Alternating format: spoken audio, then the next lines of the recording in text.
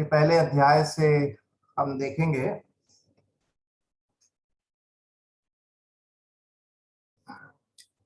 पुराने नियम और नए नियम का समय काल का जो अध्ययन हमने देखा था। पुराने नियम की शुरुआत से लेकर नए नियम के अंत तक टाइमलाइन, और पुराने नियम के आखिरी में हम इस किताब में आते हैं, मलाकी का किताब। मलाकी शब्द का मतलब है माय मैसेंजर, मेरा दूत या प्रभु का दूत, प्रभु का संदेश वाहक। और इस किताब का जो मुख्य विषय है परमेश्वर के चुने हुए लोगों के प्रति परमेश्वर का प्रेम, चुने हुए लोगों के प्रति परमेश्वर का प्रेम। और ये जो किताब है यह भविष्यवक्ता इजरायली लोग जब गुलामी में गए, 70 साल की गुलामी के पश्चात जब वे वापस वायदे किए हुए देश में आए, उसके पश्चात मलाकी भविष्यवक्ता ने लिखी हुई एक वाणी है, एक भविष्यवाणी।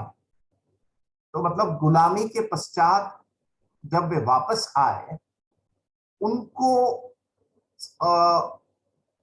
परमेश्वर का भविष्यवक्ता मलाकी ने उनके जीवन में जो कमियां थी उसको देखकर, जो बातों को सुधारना था उसको देखकर मलाकी इस किताब को लिखता है। लेकिन उसी के साथ साथ एक और किताब है, मलाकी के साथ साथ एक और किताब नहमाया। तो मलाकी और नहमाया एक ही समय काल के थे, कंटेम्पररीज, ठीक है। तो ये घर वापसी में जरूब्बाबिल के समय था और खुसरू राजा के समय करीब 50,000 लोग ये बंधुआई के बाद वापस आए थे, ठीक है। ये 538 से लेकर 536 ईसा पूर्व के समय था। उसके बाद जरूब्बाबिल के समय मंदिर का पुनर्निर्माण हुआ था 516 ईसा पूर्व में।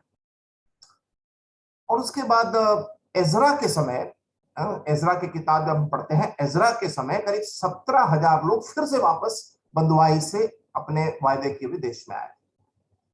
और एजरा के पश्चात नहमाया 445 बीसी में जब वो पर्शिया में वापस जाता है, और 424 में फिर से वो वापस नहमाया आता है जब उसने देखा कि मंदिर की बनावट के पश्चात शहर पना दीवार वो टूटी पड़ी हुई है। तो नहमाया को ये बोझ हुआ कि ये शहर पना को बनवाया जाए, ठीक है। तो ये एक भूमिका इसकी है। और ये किताब जो है पोस्ट एक्साइलिक, मतलब बंधुआई के बाद वापसी आने के पश्चात लिखा हुआ एक किताब है। और ये भविष्यवक्ता मलाकी वो क्या करता है, इजरायलियों को पश्चाताप करने के लिए वो आह्वान करता है, क्योंकि उनका जीवन जो था वो एक रीति रिवाज की ओर बढ़ गया था। उनकी आराधना रीति रिवाज हो गई थी, उनका देना रीति रिवाज था, उनके पारिवारिक जीवन में कलह हो गया, अन्य जातियों से उन्होंने विवाह किया, यहूदी पत्नियों को उन्होंने तलाक दिया, और परमेश्वर के प्रेम को उन्होंने सवाल किया। बहुत सारे उनके जीवन में ऐसी बातें थी जिसके लिए मलाकी पश्चाताप करने के लिए एक आह्वान दे रहा है, जो आज के इस समय में भी ये एकदम सही है। और इसलिए किताब आज के युग की समस्याओं का विश्वासियों के जीवन के साथ जोड़कर जब हम देखते हैं, एकदम सही हम बैठते हैं। और इसके पश्चात मलाकी की किताब के बाद 400 साल का एक शांत समय था। परमेश्वर किसी को दर्शन नहीं दिया, परमेश्वर किसी से बातचीत नहीं किया। और मत्ती रचित सुसमाचार में यूहन्ना बपतिस्मा देने वाला आता है और प्रभु यीशु मसीह को वो संबोधित करता है। तो मलाकी और मत्ती के बीच में 400 साल का एक शांत समय, इंटरटेस्टामेंटल पीरियड। और हमने उस समय देखा था इस किताब में 7 सवाल है। परमेश्वर कुछ कहता है और इजरायली लोग 7 सवाल को पूछते हैं। तो उसमें पहला सवाल था, पहला अध्याय मलाकी की किताब, उसका पहला अध्याय, उसकी दूसरी आयत, ठीक है। 7 सवालों को हमने देखा था। पहला सवाल क्या था, पहली आयत हम पढ़ेंगे। मलाकी के द्वारा इज़राइल के विषय में कहा हुआ यहोवा का भारी वचन। वहां पर जो शब्द है भारी वचन, इंग्लिश में the burden of the Lord. ये भारी वचन क्यों है? क्योंकि एक भारी समस्या थी, एक भारी बोझ था, और वो समस्या इतना भारी था कि भविष्यद्वक्ता एक बोझ के साथ एक भारी वचन लेकर आ रहा है। भारी वचन, हल्का वचन नहीं है। इंग्लिश में लिखा है the burden of the lord, word of the lord to Israel by Malachi. इज़राइलियों के लिए मलाकी के द्वारा एक भारपूर्ण वचन। और मलाकी यहां पर भारपूर्ण वचन क्यों? क्योंकि ऐसे पाप में गिरे हुए थे जिसके लिए एक ऐसा वचन जो बोझ से भरा हुआ हो वो लाया जाए। बोझ से भरा हुआ वचन जो उनके जीवन को परिवर्तन करे, पश्चाताप में ले आए, वापस सुधार में और परिवर्तन में ले आए। इसीलिए मलाकी लिखता है यहोवा का भारी वचन। दूसरी आयत, यहोवा यह कहता है मैंने तुमसे प्रेम किया है, परंतु तुम पूछते हो तूने किस बात में हमसे प्रेम किया। यह है पहला सवाल। परमेश्वर का चुना हुआ वंश यहां पर पहला काम को करता है, पहला सवाल को पूछता है। हम एक एक कर देखेंगे। वो पूछते हैं, पहला, परमेश्वर के विश्वास योग्यता पर उन्होंने सवाल उठाया। Questioning God's integrity and faithfulness. परमेश्वर प्रेम करने वाला परमेश्वर है। परमेश्वर ने पुराने नियम में इजरायलियों को का चुनाव किया। Elected Israel. उसकी शुरुआत कहां से होती है? परमेश्वर इब्राहिम को उत्पत्ति की किताब उसके 12वें अध्याय में बुलाता है और इब्राहिम को बुलाकर कहता है कि तू अपने देश, अपने घराने, कुटुंब को छोड़कर मैं जो देश दिखाऊंगा उसमें निकल पड़। इब्राहिम परमेश्वर की बुलाहट सुनकर निकल पड़ता। तो इब्राहिम से परमेश्वर ने इस चुना हुआ वंश, इब्राहिम से इसहाक, इसहाक से याकूब, याकूब से 12 संतान पैदा होते हैं जो 12 गोत्र होकर कहलाए जाते हैं। उसमें से यहूदा गोत्र, जिसमें से यीशु मसीह की वंशावली आती है। तो इस प्रकार ये इज़राइल वंश का चुनाव को हम देखते हैं। परमेश्वर इज़राइलियों का चुनाव करता है और वहां पर परमेश्वर उनसे कहता है कि मैंने तुमसे प्रेम किया। और ये लोग उल्टा पलटवार करते हैं और पूछते हैं कि वहां पर देखिए, सवाल को देखिए जरा, दूसरी आयत, तूने किस बात में हमसे प्रेम किया। वहां पर बात लिखा हुआ है, वो इंग्लिश में वो इस प्रकार है, और in what way have you loved us. English, Hindi में लिखा है किस बात में। अब यहां पर इस सवाल को पूछने के पीछे का परिपेक्ष समझना बहुत जरूरी है। पहला, यहां पर उन्होंने क्यों पूछा? क्योंकि बंधुआई में उन्होंने जो कुछ खोया, जो कुछ उनका नष्ट हुआ, उस परिप्रेक्ष्य में वे परमेश्वर से पूछ रहे हैं कि किस बात में तूने हमसे प्रेम किया। जो उन्होंने पाया उसको भूल गए। इज़राइल को मिस्र की गुलामी से निकालकर 40 साल मूसा ने कैसे उनको चलाया है। परमेश्वर स्वर्ग से रोज मन्ना देकर, परमेश्वर ने उनको कैसे मीठा पानी पिलाकर, कैसे परमेश्वर ने उस लाल समुद्र और यर्दन की नदी को पार करवाकर पीढ़ी पीढ़ी तक 6,50,000 लोगों से भी ज्यादा एक कुल को परमेश्वर ने मूसा हारून जैसे लोगों के नेतृत्व में परमेश्वर ने इस इजरायलियों को चलाया। वे भूल गए, लेकिन स्मरण क्या आ रहा है? गुलामी में जो उन्होंने खोया, जो उनको नहीं मिला, उसको याद कर कर पूछ रहे हैं कि तूने किस बात से हमसे प्रेम किया। ये मनुष्य का स्वभाव है, जो पाया उसको कभी भी याद नहीं करते हैं। जो नष्ट हुआ या जो उनके लिए नहीं किया गया वही स्मरण करते हैं। भूतकाल की बातों को भूल जाते हैं, भूतकाल के सारे आशीष और सहायता को भूल जाते हैं और वर्तमान की परिस्थिति को याद कर कर कोसने लगते हैं। यहां पर इजरायलियों की परिस्थिति भी वही है, भूतकाल को भूल गए। वो मिस्र का सफर, वो मरुभूमि का सफर, वो मारा का पानी, वो सब भूल गए। भूलकर वो पूछ रहे हैं कि गुलामी में उनको जो खो चुके थे उस उसको याद कर कर पूछ रहे हैं कि तूने किस बात से हमसे प्रेम किया है। तो इसलिए यहां पर हम इस बात को हमें यह सीखना है, परमेश्वर को प्रेम करने का मतलब क्या हमें कुछ प्राप्त हुआ है, हो रहा है आर्थिक रूप से, भौतिक रूप से, सांसारिक रूप से, इसलिए हम प्रेम करते हैं, या फिर परमेश्वर से प्रेम करना मुझे नष्ट भी हो जाए, मुझे कुछ आशीष ना मिले संसारिक दृष्टिकोण से, चाहे वो पैसा हो, नौकरी हो और संसार की भौतिक आशीषें भले मुझे ना मिले, तो भी मैं क्या परमेश्वर से प्रेम कर सकूंगा। सवाल यह है, इजरायली लोग भौतिक आशीषों से परमेश्वर के प्रेम को तौलने लगे, परमेश्वर के स्वभाव को, परमेश्वर के धार्मिकता को, परमेश्वर के छुटकारे को, परमेश्वर की पवित्रता को, परमेश्वर के ना बदलने स्वभाव को स्मरण कर कर वे नहीं पूछ रहे। जो उन्होंने खोया संसार के दृष्टिकोण से, संसार के दृष्टिकोण से जो उन्होंने खोया, इसलिए वो पूछ रहे तू किस बात से हमने प्रेम किया, हम तो गुलामी में चले गए, वहां तो हमने सब खो दिया और तू कहता है कि हमसे प्रेम किया।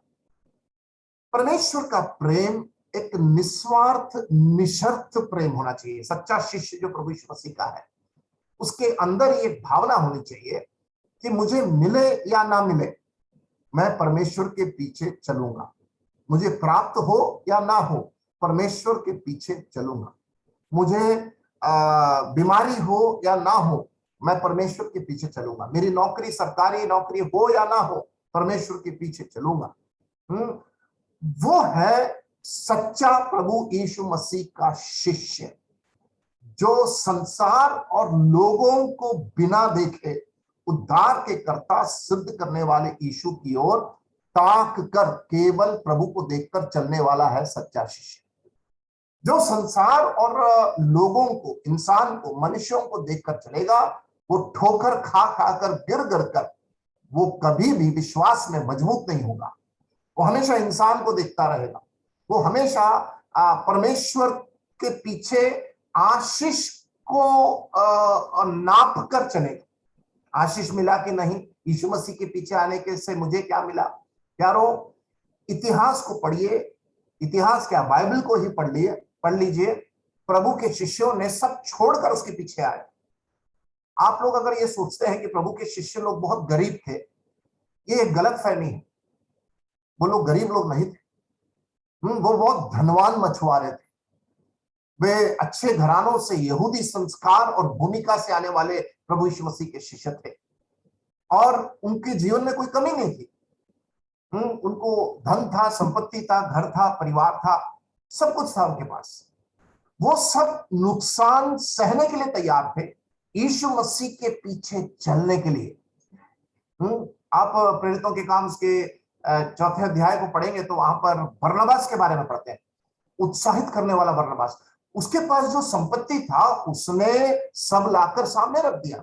देने वाला बरनबास, उत्साहित करने वाला बरनबास, लेने वाला बरनबास के बारे में नहीं पढ़ते। प्रभु यीशु मसीह के शिष्यों के बारे में पढ़ते हैं, वे सब तिरस्कार कर छोड़कर अनंतता की बातों को प्राप्त करने के लिए यीशु मसीह के पीछे आ गए। यूहन्ना रचित सुसमाचार 6वें अध्याय, वहां पर पतरस यीशु मसीह से कहता है हम किसके पास जाएं। प्रभु यीशु मसीह ने जब कहा तुमको जाना है तुम भी चले जाओ, पतरस ने क्या कहा, अनंतता की बातें तो तेरे पास है, हम किसके पास। अनंतता, आत्मिक बात, आध्यात्मिक बात, स्वर्गीय बात, इसको प्राप्त करने के लिए यीशु मसीह के पीछे आए, सब कुछ नुकसान सहकर। उन्होंने अपना नाव, उनका जाल, उनका समुद्र, उनकी मछलियां, उनका धंधा, उन्होंने कभी इस बात को नहीं कहा कि प्रभु हम इतना सब धनवान थे हम लोग, उसको सब छोड़कर प्रभु यीशु मसीह के पीछे चले आए और यूहन्ना को छोड़ सब शहीद हो गए। ये प्रभु यीशु मसीह के प्रेम को समझकर उसके पीछे चलने वाले शिष्यों के गुण हम बाइबल में पढ़ते हैं। उसके बाद कलीसिया के इतिहास को ले लीजिएगा। इतिहास के किताब अलग होते हैं, इतिहास को जब आप देखेंगे कि स्वर्गीय बातों की प्राप्ति के लिए, अनंतता की बातों की प्राप्ति के लिए लोगों ने कितना प्रभु यीशु मसीह के लिए त्याग सहा। यहां पर इजरायलियों के संबंध में हम देखते हैं, प्रभु यीशु मसीह से पिता परमेश्वर से पूछ रहे हैं कि तूने किस बात से हमसे प्रेम किया।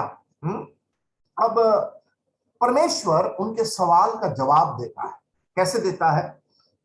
देखिए, परमेश्वर देता है, दूसरी आयत, उसका आखिरी भाग, यहोवा की यह वाणी है, क्या एसाव याकूब का भाई ना था? परमेश्वर का उनके सवाल का जवाब कैसा होना था एक्चुअली? हम लोग होते तो कैसे जवाब देते? हम लोग होते तो हिसाब देते। तुमको मैंने कितना खिलाया, तुमको मैंने कितना पिलाया, कितना मैंने पैसे खर्च किए, तुमको मैंने कितना बढ़ाया, कितना इंतजाम किया, प्रबंध किया, पाला परोसा परवरिश किया। परमेश्वर ने वो हिसाब नहीं दिया। परमेश्वर दे सकता था, 40 साल का हिसाब उनके सामने दिखा सकता था, ये देख लो तुमको मैंने कैसे प्रेम किया, ये देख लो, मैं हिसाब दे सकता हूं। परमेश्वर वो हिसाब देकर उनको जवाब नहीं दिया जैसे इंसान करता है। परमेश्वर उनको मिस्र के निर्गमन का किताब पहले अध्याय से या दूसरे अध्याय से हिसाब देना शुरू कर सकता था, दिखा सकता था कि एक एक घटनाक्रम को बताकर, एक एक घटनाक्रम को बताकर, अद्भुत कामों को दिखाकर, और कीमत को बताकर, और उसकी दिक्कतों को बताकर परमेश्वर हिसाब दे सकता था। देखिए परमेश्वर का जवाब कितना लाजवाब। ऐसा जवाब दिया कि उनको समझ में ही नहीं आया। क्यों? क्योंकि उन्होंने काम ही ऐसा किया था, परमेश्वर के स्वभाव को ही सवाल कर डाला। मैं एक बात यहां पर कहना चाहता हूं, परमेश्वर से सवाल करना पाप नहीं है। परमेश्वर से सवाल करना पाप नहीं है। बाइबल में अनेकों लोगों के बारे में पढ़ते हैं जिन्होंने सवाल किया। इब्राहिम ने सवाल किया, जब सदोम और अमोरा को परमेश्वर नाश करने जा रहा था, इब्राहिम परमेश्वर से सवाल किया। क्या सवाल किया? परमेश्वर, क्या 5 लोग हैं यहाँ पर, 10 लोग हैं, 20 लोग हैं, अगर इस सदोम और अमोरा में धर्मी लोग पाए जाए तो उसको नाश करेगा क्या? इब्राहिम से परमेश्वर से सवाल किया था। अय्यूब, अय्यूब का किताब सवालों का किताब। यिर्मयाह ने परमेश्वर से सवाल किया, मूसा ने परमेश्वर से सवाल किया। परमेश्वर से सवाल करना पाप नहीं है, लेकिन परमेश्वर को सवाल करना पाप है। परमेश्वर से सवाल करना पाप नहीं। हमारे जीवन में बहुत सवाल है, हम पूछ सकते हैं, लेकिन परमेश्वर को सवाल करना वो बहुत बड़ा पाप, मतलब परमेश्वर के स्वभाव पर उंगली उठाना। परमेश्वर को सवाल करना मतलब परमेश्वर के स्वभाव पर उंगली उठाना, और परमेश्वर पर सवाल उठाना मतलब वही था इजराइल का पाप। वो क्या था? अविश्वास, जो इब्रानियों की पत्री में हम पढ़ते हैं। उनके अविश्वास का पाप मतलब परमेश्वर को उन्होंने सवाल किया। तो यहां पर परमेश्वर कहता है मैंने तुमसे प्रेम किया। तो उन्होंने पूछा किस बात में प्रेम किया? वो परमेश्वर को सवाल करना है। तो परमेश्वर ने कैसा जवाब दिया? ऐसा जवाब दिया कि उनके होश उड़ गए। उनको समझ में नहीं आया कि परमेश्वर क्या जवाब दिया। परमेश्वर का जवाब क्या था? यहोवा की वाणी है, क्या एसाव याकूब का भाई नहीं था? परमेश्वर चरित्र को घुमाकर सीधा लेकर कहां गया? उत्पत्ति के किताब में।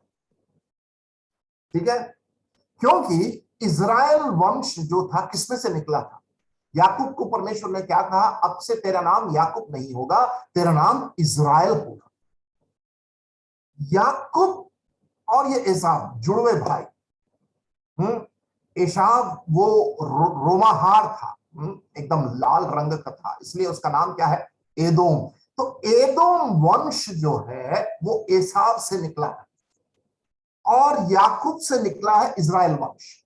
ध्यान से सुनिएगा, यहां पर याकूब और एसाव का जो उल्लेख है ये बहुवचन में है, एक वचन में नहीं है। यहां पर एक वचन याकूब, एक वचन एसाव से के बारे में परमेश्वर नहीं कह रहा। याकूब से उद्भव हुआ बहुवचन में इजराइल वंश, एसाव से उद्भव हुआ एदोम वंश। और ये एदोम वंश के बारे में हम जानते हैं कि इजराइल का विरोधी था, दुश्मन था। इजराइल जब संकट में था तो एदोम ने अपना पीठ दिखाया था। आपको पढ़ना है इतिहास में, ओबद्याह का किताब को पढ़िएगा। ओबद्याह में एक ही किताब, एक ही अध्याय है। ओबद्याह की किताब में जब जाएंगे तो इजराइल जब दुश्मनों के सामने के द्वारा जब घेरा गया तो इजराइल का भाई जो एदोम था उसने क्या किया, दुश्मनों के साथ खड़े होकर इजराइल को, परमेश्वर इसलिए ये यहां पर ये एदोमियों से बहुत घृणा करने वाला परमेश्वर है, क्योंकि उस समय एसाव याकूब का भाई होते हुए भी याकूब के साथ खड़ा नहीं हुआ। उबदिया की किताब पढ़िएगा, चरित्र बताने के लिए समय नहीं। पहली बात। दूसरी बात, अगर हम एक वचन की बात करें, एसाव की बात करें, वो पहलौटा का वो आशीष को खो दिया। संसार की लालच में और संसार की एक वस्तु के लिए उसने पहलौटा के अधिकार को उसने बेच डाला। यह है दूसरी बात। आत्मिक बात को संसार के बात से आप कभी लेन देन नहीं कर सकते। एसाव ने ही किया। आत्मिक क्या था? पहलौटा का अधिकार। पहलौटा के अधिकार को उस खीर के लिए, याकूब से उस स्वादिष्ट खीर के लिए जो थोड़े समय का स्वाद का था, उसके साथ उसने लेन देन नहीं किया। मतलब संसार के साथ आत्मिक बात के लिए समझौता किया। यह था एसाव की गलती। और आपको बता दूं, पहलौटा का जो जो जो जो जो स्थान होता है यहूदी वंश में बहुत प्रमुख है। आइए हम उस बात को जरा देखेंगे। व्यवस्था, सबसे पहली बात, उत्पत्ति की किताब 26वां अध्याय उसके 31वीं आय, उत्पत्ति 26 का 31, उत्पत्ति 26 का 31।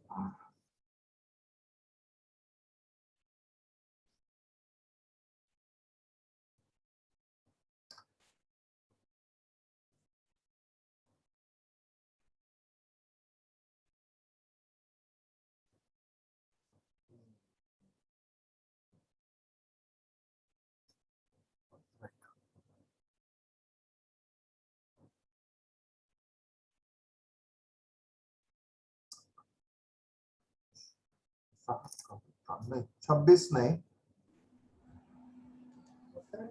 ऐसा याकूब ने कहा, अपने पहलौठे का अधिकार आज मेरे हाथ भेज दे।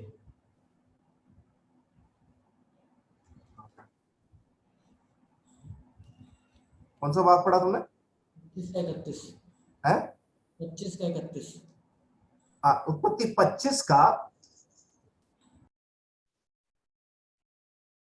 31, सॉरी 25 का 31। याकूब ने कहा, अपना पहलौठे का अधिकार आज मुझे मेरे हाथ बेच दे। 25 का 31, थैंक यू सिद्धू। 25 का 31 है। याकूब ने कहा कि अपने पहलौठे का अधिकार आज मुझे मेरे हाथ बेच दे। ठीक है। तो याकूब, एसाव ने क्या कहा 32 में? पहलौठे का अधिकार का मेरा क्या लाभ होगा? उसने उस आत्मिक आशीष को एकदम हल्के में लिया। अब निकालेंगे व्यवस्था विवरण 27वां अध्याय उसकी 17वीं आय। व्यवस्था विवरण 27वां अध्याय उसकी 17वीं आय।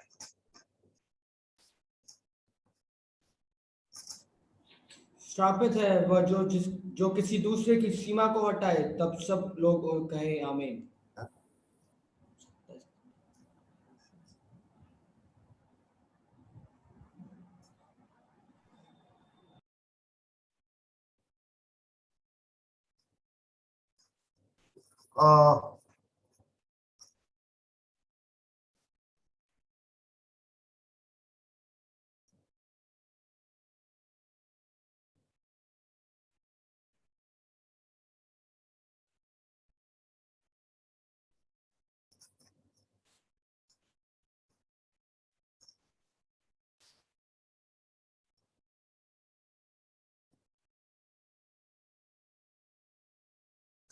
निर्गमन 4 का 22 पढ़े।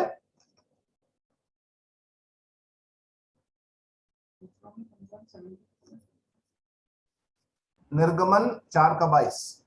और तू फिरौन से कह रहा है, यहोवा यूं कहता है कि इस्राएल मेरा पुत्र वरन मेरा जेठा है। हाँ, निर्गमन 4 का 22 में कहा, इस्राएल मेरा पुत्र वरन मेरा जेठा है। यहोवा यूं कहता, कौन कह रहा है? तू फिरौन से कहना, फिर फिरौन से कहना कि यहोवा यूं कहता है, इस्राएल मेरा पुत्र वरन मेरा जेठा है। व्यवस्था विवरण में हम इस बात को पढ़ते हैं कि आ, आ, आ, आ, वो भाग मेरे को मिल नहीं रहा है, मैं बता दूंगा। व्यवस्था में लिखा है कि जो अपने पहलौठे को तुच्छ समझे वो श्रापित है। व्यवस्था विवरण 21 का 15। किसी पुरुष को 2 पत्नियां हो और उसे एक प्रिय और दूसरी अप्रिय, और परंतु जेठा अप्रिया का हो, नहीं वो नहीं है, वो नहीं है श्रापित, वो नहीं है। पुराने नियम में परमेश्वर ने इज़राइल को ये ज्येष्ठ अधिकार दिया था, और एसाव ने उस आत्मिक आशीष को भौतिक आशीष के साथ उसने लेन देन किया। यह था एसाव की गलती।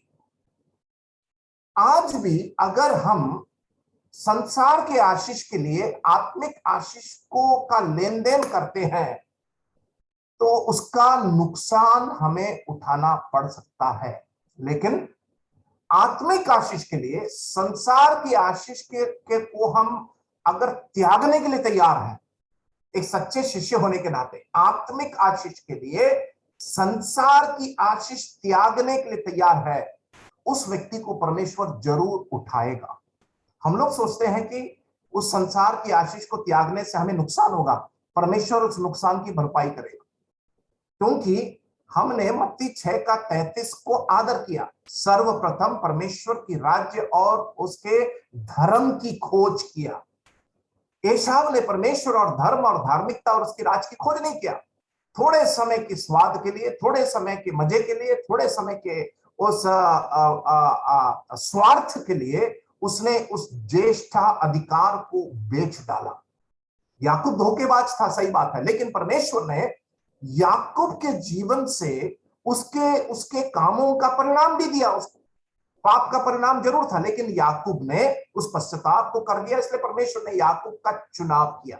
यह तो था व्यक्तियों के संबंध में। परंतु जब हम देखते हैं मलाकी की किताब में, जब हम आते हैं, जब वहां देखते हैं कि परमेश्वर कहता है मैंने एसाव से घृणा किया और याकूब से प्रेम किया, वहां पर परमेश्वर के चुनाव को हम देखते हैं, द इलेक्शन ऑफ गॉड। परमेश्वर ने याकूब को चुना, मतलब इज़राइल को चुना, और एसाव को एक निकटतम संबंध के लिए नहीं चुना। देखिए वहां पर तीसरी आयत मलाकी 1:3, तो भी मैंने याकूब से प्रेम किया परंतु एसाव को अप्रिय जानकर उसके पहाड़ों को उजाड़ डाला और उसकी बपौती को जंगल के गीदड़ों का कर दिया। परमेश्वर न्यायी परमेश्वर है।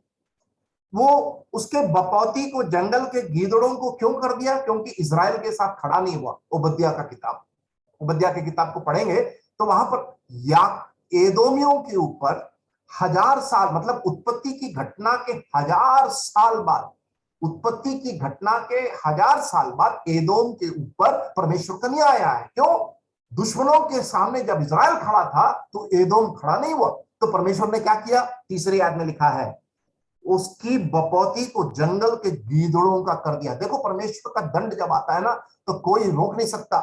परमेश्वर का श्राप जब आता है तो सब भस्म हो जाते हैं। एदोम के ऊपर परमेश्वर का न्याय और दंड गिरता है क्योंकि वो इज़राइल के साथ खड़ा नहीं हुआ।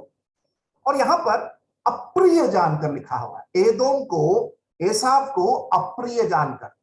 हमें यह लगेगा कि परमेश्वर पक्षपात करता है, नहीं, परमेश्वर में पक्षपात नहीं है। यहां पर अंग्रेजी शब्द जो इस्तेमाल किया वो हेट है। Jacob I have loved and Esau I have hated. Hated, घृणा। परमेश्वर घृणा करने वाला परमेश्वर नहीं है। यहां पर जो अप्रिय बात कही गई है, वहां पर परमेश्वर ने एसाव के साथ एक घनिष्ठतम संबंध के लिए उसको नहीं चुना, परंतु याकूब को अर्थात इज़राइल को के साथ एक घनिष्ठतम संबंध, इंटीमेट फेलोशिप। तो इज़राइल का चुनाव एक निकटतम संबंध के लिए था और एसाव का चुनाव एक निकटतम संबंध के लिए नहीं था। तो परमेश्वर पक्षपात नहीं करता है। परमेश्वर पक्षपात कर ही नहीं सकता क्योंकि उसके स्वभाव में पक्षपात नहीं कि किसी के साथ अच्छा बर्ताव करे और किसी के साथ बुरा बर्ताव करे। लेकिन परमेश्वर न्यायी है और परमेश्वर न्याय का परमेश्वर है, परमेश्वर धार्मिकता का परमेश्वर है। तो परमेश्वर यहां पर इस बात को समझाता है और वो कहता है कि एसाव को वो अप्रिय क्यों जाना और याकूब को अर्थात इजराइल को वो प्रिय जाना, क्योंकि परमेश्वर की अनंत योजना में वह चुना हुआ एक वंश था। आज के परिप्रेक्ष्य में हम इसको उद्धार के साथ हमें इसको जोड़ना जरूरी है। उद्धार में भी परमेश्वर अनंतता में उसने चुनाव किया है। कहां पढ़ते हैं? एफिसियों की पत्री निकालिए, एफिसियों की पत्री उसका पहला अध्याय 4 आयत, एफिसियों की पत्री पहला अध्याय 4 आयत। जैसा उसने हमें जगत की उत्पत्ति से पहले उसमें चुन लिया। तो हमारा चुनाव उत्पत्ति से पहले है और वो चुनाव हमारे कर्मों के आधार पर नहीं है, वो परमेश्वर की सार्वभौमिक इच्छा के आधार पर है, सॉवरेन चॉइस। इसको क्यों नहीं चुना, उसको क्यों चुना, हमको ये पूछने का अधिकार नहीं है। परमेश्वर अपने सार्वभौमिक इच्छा में बिना पक्षपात के वो सब कुछ अच्छा करने वाला परमेश्वर है। लेकिन हमारी मानसिकता क्या होनी चाहिए? उसको क्यों नहीं चुना, मुझे क्यों चुना, ना रखते हुए हमें यह सोचना है कि अनंत योजना में परमेश्वर ने मेरा चुनाव क्यों किया। हमारे समझ के बाहर है। संसार के उत्पत्ति से पहले उसमें चुन लिया कि हम उसके निकट प्रेम में पवित्र और निर्दोष हो। देखिए, मैंने इस बात को अभी कहा था, एसाव को अप्रिय क्यों जाना? उसके साथ एक निकटतम संबंध नहीं होने के कारण अप्रिय जाना उसके चुनाव में। इजराइल के साथ एक निकट संबंध, वो निकट संबंध, वो निकट जो वर्ड है एफिसियों की पत्री में आया है 4 आयत में। देखिए क्या लिखा है, जैसा उसने हमें जगत की उत्पत्ति से पहले उसमें चुन लिया। काहे के लिए चुना? कि हम उसके निकट। तो चुनाव परमेश्वर के साथ एक व्यक्तिगत समीप, उसके समीप एक निकट संबंध के लिए है। It is the election is for intimate fellowship.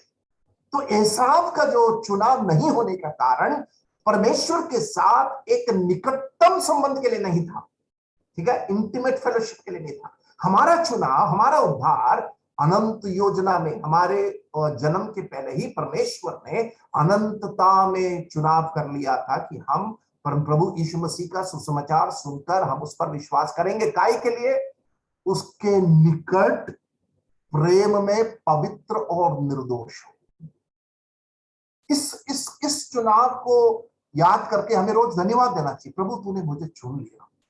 कितने लोगों को वो, इसका मतलब ये नहीं कि परमेश्वर ने दूसरों को नरक के लिए चुना है, नहीं, ऐसा है क्या? हमें स्वर्ग के लिए चुन लिया, जो विश्वास नहीं किए उनको नरक के लिए चुना? नहीं। रोमियों की पत्री जब हम पढ़ते हैं पहला अध्याय, जो विश्वास नहीं कर रहे हैं वो उनका चुनाव है प्रभु यीशु मसीह पर विश्वास नहीं करने का, वो उनका चुनाव है। रोमियों की पत्री पढ़ लीजिए। तो इसका मतलब दोनों के प्रति न्याय हो रहा है। जिन्होंने यीशु मसीह पर विश्वास किया उनके ऊपर भी न्याय हो रहा है, जिन्होंने यीशु मसीह पर नहीं विश्वास किया उनके ऊपर भी प्रभु यीशु मसीह न्याय कर रहा है। क्यों? जिन्होंने विश्वास किया उनका ऊपर न्याय क्या है? उनको उसने स्वर्ग का अधिकारी बना दिया। जिन्होंने विश्वास नहीं किया उनके ऊपर भी न्याय हो रहा है। कैसे? उन्होंने ही अविश्वास करने का चुनाव किया, इसलिए उनके ऊपर भी वो परमेश्वर का न्याय हो रहा है। क्योंकि लिखा है यूहन्ना 3:36 में, जो पुत्र पर विश्वास नहीं करेगा उसके ऊपर परमेश्वर का दंड और श्राप और न्याय बना रहेगा। तो दोनों के ऊपर न्याय तो हो रहा है, अन्याय तो हो ही नहीं रहा है। तो जिसने विश्वास किया उसके ऊपर भी न्याय हो रहा है, जिसने विश्वास नहीं किया उसके ऊपर भी न्याय हो रहा है। दोनों के विरुद्ध में कोई अन्याय हो ही नहीं रहा, तो पक्षपात की बात हो ही नहीं रही है। एसाव ने भी तो यही किया।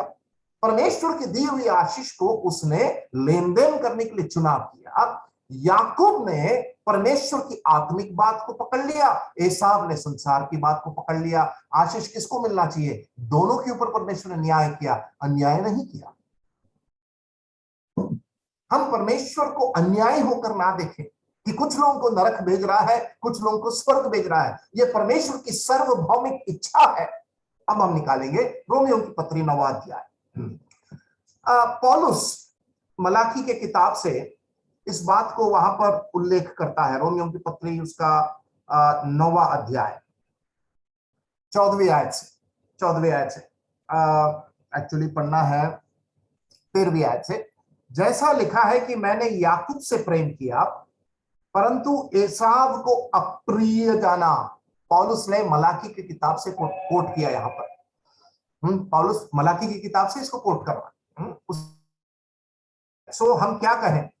पौलुस कहता है क्या परमेश्वर के यहां अन्याय है? मैं उसी बात को समझा रहा था अभी। क्या परमेश्वर क्या? कदापि नहीं, क्योंकि वह मूसा से कहता है कि मैं जिस पर दया करना चाहूं उस पर दया करूंगा और जिस किसी पर कृपा करना चाहूं उसी पर कृपा करूंगा। निर्गमन की किताब से अब कोट कर रहा है यहां पर, जब मूसा से परमेश्वर ने बात की। तो पौलुस अब मूसा के उस उदाहरण को लाकर कहता है कि मैं जिस किसी पर दया करना चाहूं मैं उसके ऊपर दया करूंगा। वो परमेश्वर की सार्वभौमिक इच्छा है, हम उसके ऊपर सवाल नहीं कर सकते। ठीक, 16वीं आयत। सो यह ना तो चाहने वाले की ना दौड़ने वाले की परंतु दया करने वाले परमेश्वर की बात है। ये चाहने वाले इंसान या दौड़ने वाले इंसान के ऊपर निर्धारित नहीं है, लेकिन किसके ऊपर आधारित है? दया करने वाले परमेश्वर पर आधारित। अब पढ़ेंगे 17वीं आयत। क्योंकि पवित्र शास्त्र में फिरौन से कहा गया कि मैंने तुझे इसलिए खड़ा किया है कि तुझ में अपनी सामर्थ्य दिखाऊं। परमेश्वर ने फिरौन की गुलामी में मिस्र देश में इजरायलियों को क्यों रखा? हम लोग सोचते होंगे कि उनको गुलामी में क्यों रखा? परमेश्वर कहता है मैं अपना सामर्थ्य दिखाना चाहता हूं। परमेश्वर ने फिरौन के हृदय को बार बार कठोर किया। मूसा से कहा फिरौन का हृदय कठोर होगा। परमेश्वर क्या बताना चाहता था? परमेश्वर अपने प्रताप को, अपने ऐश्वर्य को दिखाना चाहता था, सामर्थ्य को दिखाना चाहता था। इसलिए परमेश्वर ने फिरौन की गुलामी में इस्राएल देश को कुछ समय रखा। आगे बढ़ते हैं। और मेरे नाम का प्रचार सारी पृथ्वी पर हो, उसमें परमेश्वर की इच्छा थी। 18वीं आयत। सो वह जिस पर चाहता है उस पर दया करता है और जिसे चाहता है उसे कठोर कर देता है। 19वीं आयत। सो तू मुझसे कहेगा वह फिर क्यों दोष लगाता है? कौन उसकी इच्छा का सामना करता है? मनुष्य, भला तू कौन है जो परमेश्वर का सामना करता है? भला तू कौन है जो परमेश्वर की का सामना करता है? इसलिए वहां पर पौलुस क्या कर रहा है? तू कौन होता है परमेश्वर के ऊपर सवाल उठाने वाला? ठीक है, अब हम पढ़ेंगे 10वीं आयत से। ठीक है, ये परमेश्वर के बारे में पढ़ने के बाद अब हम इतिहास में जाते हैं। 10वीं आयत। केवल यही नहीं परंतु जब रिबेका भी एक से अर्थात हमारे पिता इसहाक से गर्भवती थी और अभी तक ना तो बालक जन्मे थे और ना उन्हें कुछ भला या बुरा किया था। अब देखो, याकूब और एसाव के जन्म के पहले ही जब रेबेका के गर्भ में ये जुड़वे लोग, रेबेका जब गर्भवती थी, इनके कोई भी कर्म के होने से पहले ही, ध्यान से सुनिएगा इस बात को, हम चुनाव की बात कर रहे हैं। लिखा है ना तो बालक जन्मे थे और ना उन्होंने कुछ भला या बुरा किया था। कि उसने कहा कि जेठा उसका दास होगा। जेठा कौन था? एसाव। छोटे का दास होगा, इसलिए कि परमेश्वर की मनसा 12वीं आयत जो उसके चुन लेने के अनुसार है, कर्मों के कारण नहीं परंतु बुलाने वाले पर बनी रहे। तो अब सवाल यह है कि परमेश्वर अपनी इच्छा के अनुसार क्या नहीं कर सकता है? परमेश्वर अपनी मनसा को, बुलाने वाले की मनसा के आधार पर वहां पर याकूब का चुनाव परमेश्वर ने किया। हमारा भी चुनाव परमेश्वर की मनसा के आधार पर हुआ था। इसके लिए हमें आज सौभाग्यशाली हमें समझना चाहिए। इजरायलियों का यह सवाल कि प्रेम किया भारी पड़ गया उनको। क्यों भारी पड़ गया? वो लोग सोचे कि परमेश्वर हिसाब देगा। कैसे प्रेम किया? परमेश्वर ने भी सोचा इनको ऐसा जवाब दूं कि इनके होश उड़ जाए और उनको इतिहास में लेकर गया। उत्पत्ति का किताब से, इतिहास से, उस घटनाक्रम से समझाने लगा कि देखो उसके बाद कहां पर आया? ओबद्याह में आया, जब एदोमियों ने इजरायलियों के साथ बिना खड़े हुए वे इजरायलियों के विरुद्ध में खड़े होकर उन्होंने उनके पीठ में छुरी मारी। और इसीलिए लिखा है 3री आयत में, बपौती को जंगल के गीदड़ों के समान कर दिया। यह परमेश्वर का श्राप था एदोम के ऊपर। इज़राइल को परमेश्वर ने प्रेम किया, मैंने तुमसे प्रेम किया। और उन्होंने पूछा, तूने किस बात से हमसे प्रेम किया? हम भी ये सवाल कर सकते हैं। हम लोग क्लेश से, संकट से, मुसीबत से, बीमारी से, बेरोजगारी से जब गुजरते हैं, हम पूछते, प्रभु तूने हमसे कैसे प्रेम किया? प्रेम किया होता तो मैं गरीब नहीं होता, मैं बेरोजगार नहीं होता, मैं बीमार नहीं होता। हम लोग भी ऐसे सवाल करते हैं। हमारी मनसा उस समय परमेश्वर क्या कहता है? मैंने अनंत काल से तुम्हारा चुनाव किया है। हम लोग इस प्रेम को संसार के वस्तुओं से तौलते हैं। परमेश्वर प्रेम किया होता तो हमें कोई इतना संपत्ति देता, इतना धन देता है, इतना इतना इतना मुझे बढ़ाता फुलाता। हम लोग की बुद्धि इतनी भ्रष्ट है, इतनी छोटी है कि हम लोग इस प्रेम को संसार के वस्तुओं से तोलते हैं। मैं एक बात कह दूं, परमेश्वर भौतिक आशीषों को देता है, शैतान भी भौतिक आशीषें देता है। इस बात को कभी ना समझें पूरी तरह से कि हर संसार की भौतिक आशीषें वो परमेश्वर की ओर से है। शैतान भी संसार के भौतिक आशीषों को देखकर हमें भ्रमित और अंधकार में रख सकता है। और हम कई बार इस बात को कहते हैं कि परमेश्वर यीशु मसीह के पीछे आने से मुझे क्या मिला? मैं आपको जवाब देता हूं, आपकी आत्मा का उद्धार मिला। आपकी आत्मा नरक जा रही थी, मेरी आत्मा नरक जा रही थी, वो आत्मा का उद्धार हुआ, मेरे पापों की क्षमा मिली, जो संसार की कोई भी भौतिक वस्तु, सोना या चांदी, जैसे पतरस कहता है, उसका छुटकारा नहीं कर सकता था, मोल नहीं ले सकता था, कोई भी नहीं कर सकता था। वो प्रभु यीशु मसीह ने किया, और मुझे चलाने वाला अब वो प्रभु है। अब निकालेंगे इब्रानियों की पत्री 12वां अध्याय 16-17। अब इब्रानियों का लेखक इस बात को उल्लेख इब्रानियों की पत्री में लिखा है। इब्रानियों की पत्री 12वां अध्याय 16 और 17।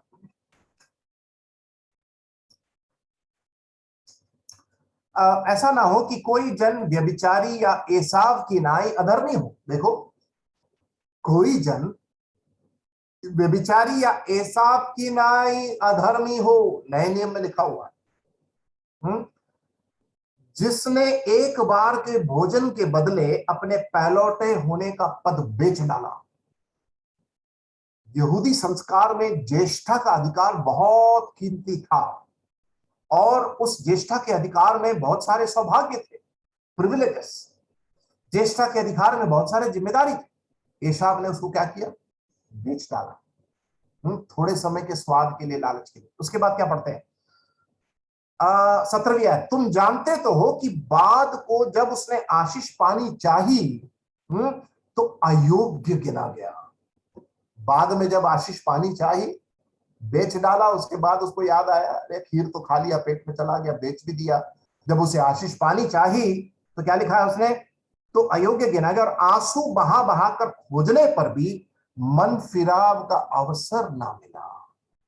देखिए, आंसू बहा बहा कर खोजने पर भी मन फिराव का अवसर तो ना मिला। ऐसा हालत हमारा ना हो, ऐसा हालत हमारा ना हो कि हम संसार के पीछे इस आत्मिक आशीष का लेन देन कर बाद में पछताना पड़े, और आंसू बहाने के बाद भी हमें हो सकता है कि परमेश्वर का हाथ हमारे ऊपर से हट जाए। उस मन फिराव के लिए भी फिर अवसर ना मिले, जैसे एसाव की हालत थी। इब्रानियों का पत्री लिखने वाला एकदम सही लिखा है।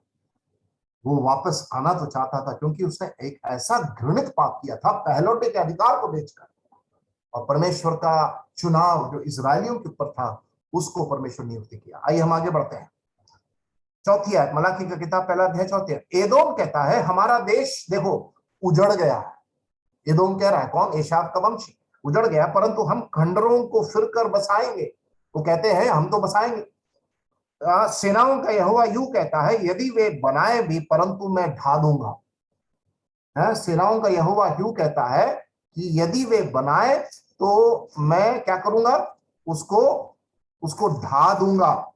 उसके बाद लिखा है, उनका नाम दुष्ट जाति पड़ेगा, और वे ऐसे लोग कहलाएंगे जिन पर यहोवा सदैव क्रोधित रहे। तुम्हारी आंखें ऐसे देखेगी और तुम कहोगे यहोवा का प्रताप इज़राइल के सिवाने की परली और भी बढ़ता जाए। ठीक है, इज़राइल के सिवाने और भी बढ़ता जाए, क्योंकि इतना घृणित परमेश्वर ने उनको बना दिया था उनके पाप के कारण कि वे वापस कभी भी आ नहीं पा रहे थे।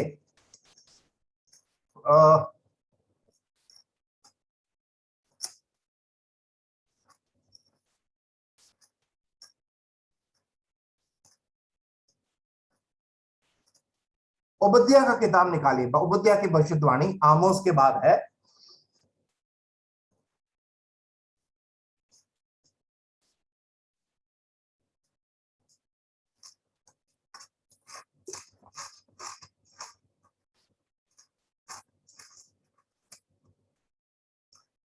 उसके 10वीं आयत, एक ही अध्याय है इसमें, उसके 10वीं आयत पढ़े, देखिए पढ़े क्या लिखा है। हे एसाव, उस उपद्रव के कारण जो तूने अपने भाई याकूब पर किया, देखिए यहां पर लिखा है, मैं उसको पढ़वाना चाहता था। एसाव ने जो उपद्रव अपने भाई याकूब पर किया, तू लज्जा से ढपेगा और सदा के लिए नाश हो जाएगा। जिस दिन परदेशी लोग उसकी धन संपत्ति छीन कर ले गए और बिराने लोगों ने उसके फाटकों से घुसकर यरूशलेम पर चिट्ठी डाली, उस दिन तू भी उनमें से एक था। पढ़ लिया आपने क्या लिखा है? परदेशी लोग जब धन संपत्ति फाटकों से घुसकर यरूशलेम पर चिट्ठी डाली, मतलब परमेश्वर के लोगों पर उन्होंने धावा बोला, उस दिन क्या किया था ये साहब ने, एदोमियों ने? उस दिन क्या किया था? अपने भाई के दिन में, अर्थात उनके विपत्ति के दिन में उसकी ओर देखता रहा और यहूदियों के नाश होने के दिन उनके ऊपर आनंद करता। देखिए क्या लिखा 12वीं आयत में, यहूदियों के, कौन थे? इजरायली लोग, उनके नाश होने के दिन तक तू आनंद करता रहा और उनके संकट के दिन बड़ा बोलता। तुझे उचित ना था कि मेरी प्रजा की विपत्ति के दिन तू उसके फाटकों से घुसता और उसके विपत्ति के दिन उसकी दुर्दशा को देखता रहता और उसके विपत्ति के दिन उसकी धन संपत्ति पर हाथ लगाता। ठीक है, ये था एदोम का पाप। इजराइल के विपत्ति के दिन वो परदेशियों के साथ खड़े होकर घात कर रहा था, है? दोनों भाई थे।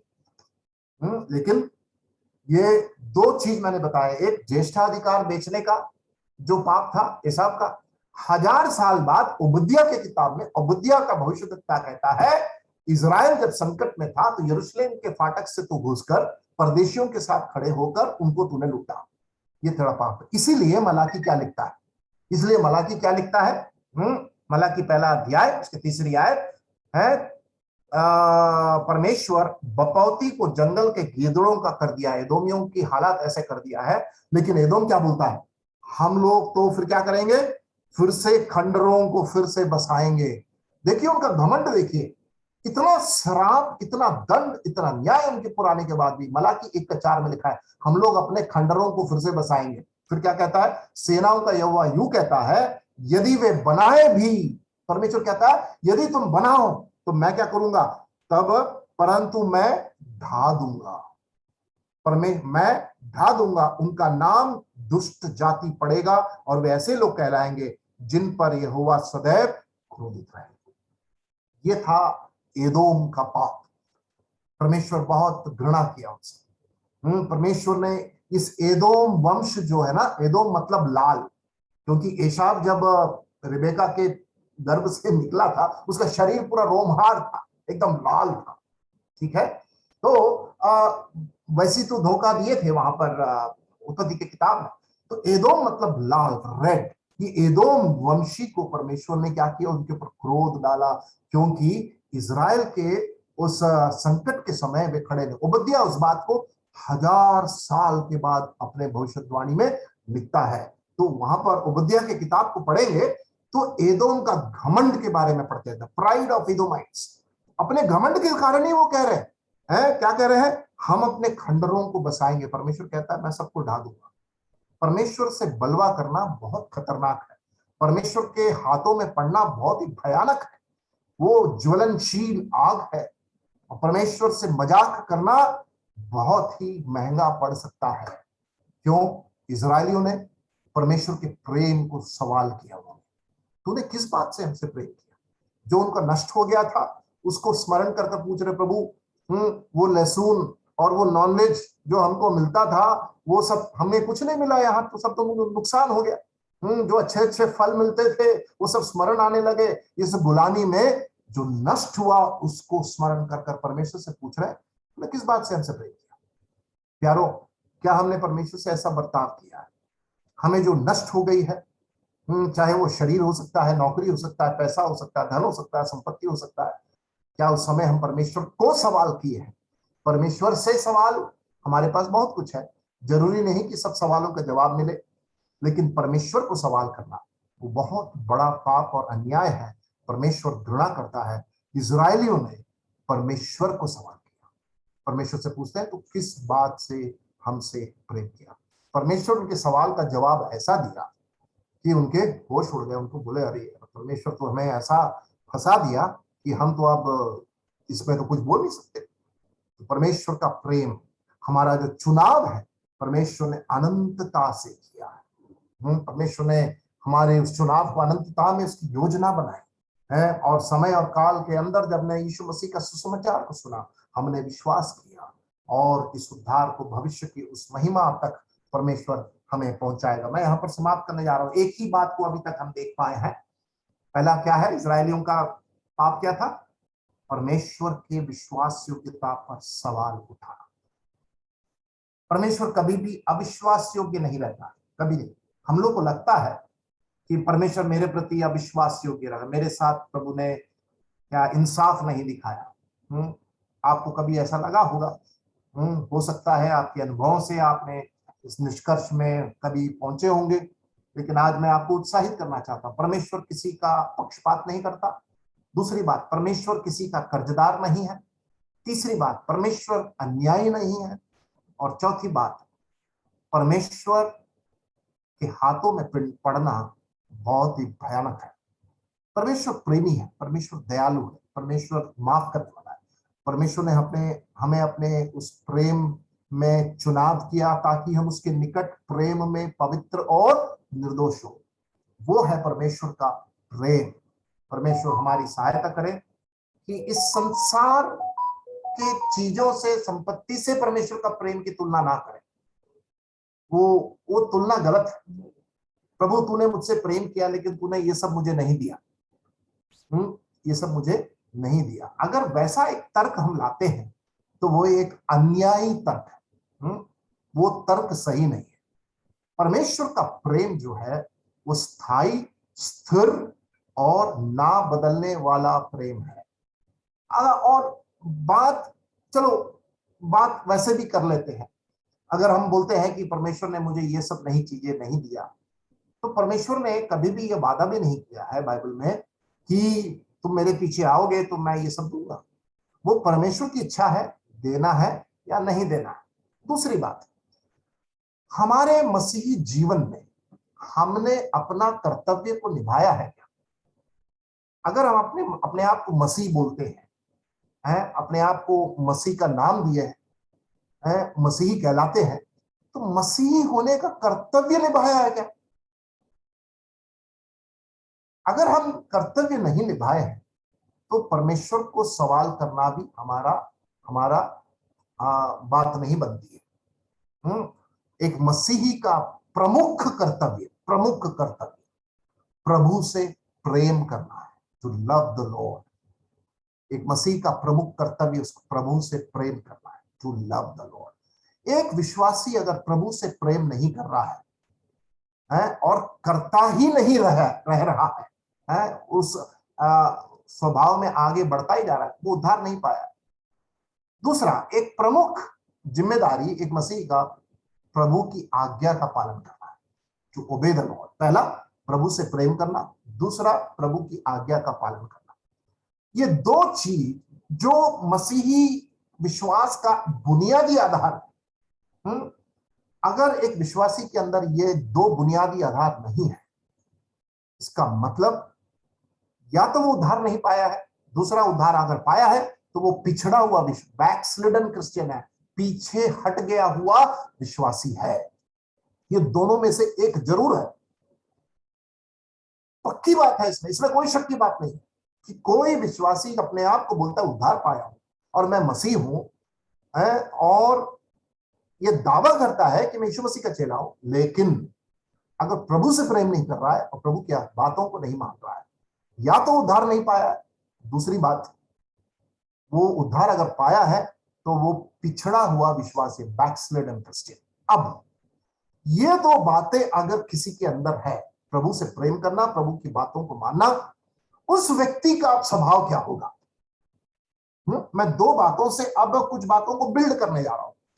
फाउंडेशनल थिंग्स है, बुनियादी बात है ये दो चीज, प्रभु को प्रेम करना है और दूसरा उसकी बात को मानना। ये अगर कोई कर रहा है तो उसका स्वभाव क्या होगा। पहला, प्रभु के वचन को पढ़ेगा, क्योंकि प्रभु को प्रेम करना है तो प्रभु के वचन को पढ़ना है, ठीक है। वचन का अध्ययन करेगा, मनन करेगा, प्रभु के बातों को मानेगा। पहला, प्रभु का वचन को पढ़ेगा। दूसरा, वो प्रार्थना करेगा। तीसरा, वो संगति करेगा। चौथा, वो कलीसिया से जुड़ा रहेगा। पांचवा, उसकी गवाही देगा। मैं दो बात से पांच बातें कहा, दो बातों से, क्योंकि वो दो बात अगर नहीं है तो ये पांच बातें नहीं कर सकते आप। कौन सी ये दो बातें। प्रभु से प्रेम करना, दूसरी बात है उसकी बात को मानना। तो ये दो बात जो अगर करता है तो वो और क्या क्या करेगा। प्रभु के वचन को पढ़ेगा, प्रार्थना करेगा, उसके बाद क्या करेगा, संगति करेगा, उसके बाद गवाही देगा और कलीसिया से निरंतर जुड़ा रहेगा। तो दो बात से पांच बात, पांच स्वभाव उसके अंदर आएगा। लेकिन ये दो बात अगर नहीं है तो ये पांच बातें भी उसके अंदर नहीं आएगी। कुछ भी कर लो आप, कितना भी माथा पीट लो, कितना भी आप आवाज उठाकर उसको शिक्षा दे दो, कितना भी आप कुछ भी कर लो, वो तस का नस नहीं होगा। इसलिए एक नए विश्वासी को क्या सिखाना है, प्रभु से प्रेम करना, टू लव द लॉर्ड। प्रभु यीशु मसीह ने जब शिष्यों को अपने साथ रखा, प्रभु ने यही बात को बार बार उन्हें सिखाया। इसीलिए यूहन्ना 21 में प्रभु यीशु मसीह के पुनरुत्थान के बाद यीशु मसीह ने पतरस से क्या पूछा। पहला सवाल 14वीं आयत, यूहन्ना 21 का 14, क्या तू मुझसे प्रेम करता है। दूसरा सवाल, क्या तू मुझसे प्रेम करता है। पतरस का दिमाग खराब हो गया, पर प्रभु इंटरव्यू में केवल यही सवाल है। हाँ, यही सवाल। तीसरा सवाल, क्या तू मुझसे प्रेम करता है। प्रभु यीशु मसीह ने पतरस से वो तीन सवाल पूछकर ही स्वर्गारोहण हुए थे, और प्रभु यीशु मसीह ने यही बात को अपने शिष्यों को सिखाया। तो लाभ है, जो विश्वासी इस काम को नहीं कर रहा है और उसकी बात को नहीं मान रहा है, उसके नीचे जब हम पढ़ते हैं, पतरस को दूसरी बात भी कहा। क्या कहा, मैं जो बोल रहा हूं तू उसको मान। तो पतरस ने क्या किया, प्रभु इसका क्या होगा। किसकी बात कर रहा था, यूहन्ना। प्रभु इसका क्या होगा। प्रभु ने क्या कहा, तू उसकी बात छोड़, तू उसकी चिंता मत कर, मैं उसकी चिंता कर लूंगा। प्रभु ने क्या कहा, तू कैसे मरेगा मैं अभी बता देता हूं।